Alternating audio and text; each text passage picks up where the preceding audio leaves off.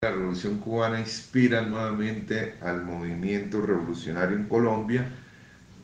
Se abre una lucha contra la UTC y contra la CTC, aparece o irrumpe en la década del 60 y buena parte del 70 el sindicalismo independiente en Colombia, un sindicalismo que logra enfocar eh, eh, sus motivos reivindicativos por la soberanía, por la independencia de Estados Unidos, contra las multinacionales, por las reivindicaciones de la gente, se vuelve fuerte en el sector estatal y empieza pues a tener un protagonismo suficiente que termina pues que a finales de, de la década del 70 y principios del 80, la UTC, que era la central dominante del Partido Conservador y la Iglesia Católica y pro-norteamericana, como ya señalé, se disuelve, se divide la CTC y en medio de esas divisiones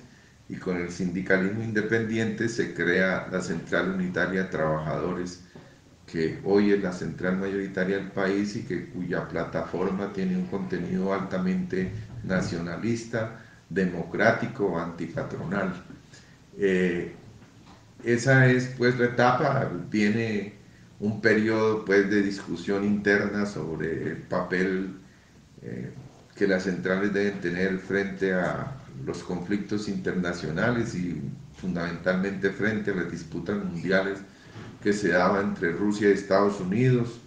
Resuelto esa discusión, hacia acá el movimiento sindical ha estado muy en la vía, en la dirección siempre de compactarse en torno a un programa nacional y democrático, unas veces con unidades orgánicas, otras veces con unidades de acción, pero uno podría decir que de 1990 para acá el sindicalismo ha tenido un enfoque correcto de lucha por la soberanía de la nación, por ampliación de la democracia, por los derechos de los trabajadores, y ha estado en la corriente avanzada de la sociedad.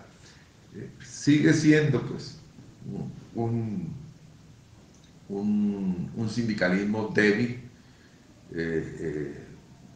a principios de siglo, porque Estados Unidos nunca permitió que se progresara más allá de la industria de elementos de consumo y de la extracción de materias primas para exportarlas sin transformación alguna.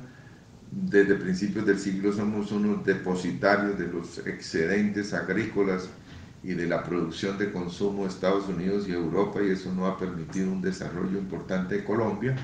Pero más grave es la situación a partir del 90, en lo que hemos llamado la recolonización imperialista, porque la escasa industria creada en el siglo o medio siglo anterior ha sido destruida, la agricultura nacional ha sido destruida, y hoy podríamos decir que hay menos trabajadores formales que en cualquier etapa de esta corta historia del desarrollo del capitalismo en Colombia, al punto que la informalidad hoy ronda el 60%, y al punto de que de esa población que tiene alguna vinculación formal, menos del 4% de esos trabajadores tienen sindicatos. Es decir, el nivel de sindicalización de Colombia es uno de los más bajos del continente. Si uno examina que, por ejemplo, Brasil tiene el 18%, Argentina tiene el 23%, Uruguay tiene cerca del 32-34% de sindicalización. Nosotros somos de los países más antidemocráticos respecto a los derechos de los trabajadores.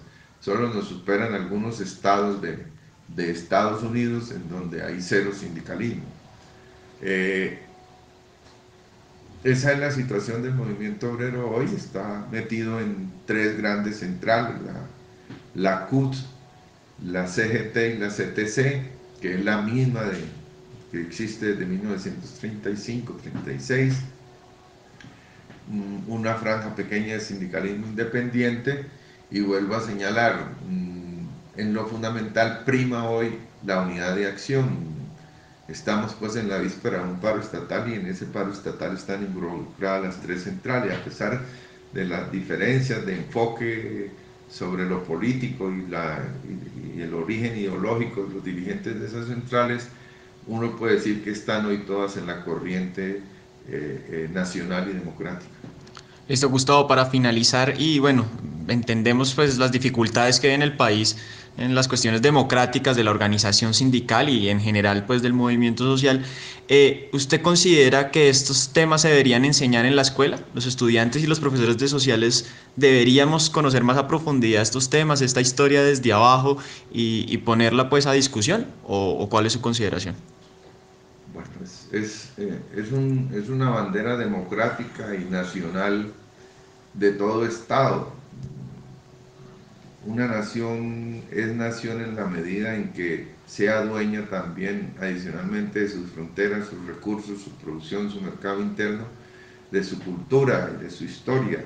Y no hay lugar a dudas de que el país necesita, la población, la sociedad, para poder mirar hacia adelante cuál es su pasado. Indiscutiblemente, tanto la historia de la sociedad colombiana debe obligatoriamente enseñarse, particularmente la historia de los trabajadores, que son los que han construido la nación, que son los brazos pues que nos dieron la independencia de España, los brazos que construyeron el Estado que hoy tenemos, la sociedad que hoy tenemos, la escasa economía que hoy tenemos, que son los forjadores de los derechos, de la escasa democracia que contempla la Constitución colombiana, pues tiene que enseñarse.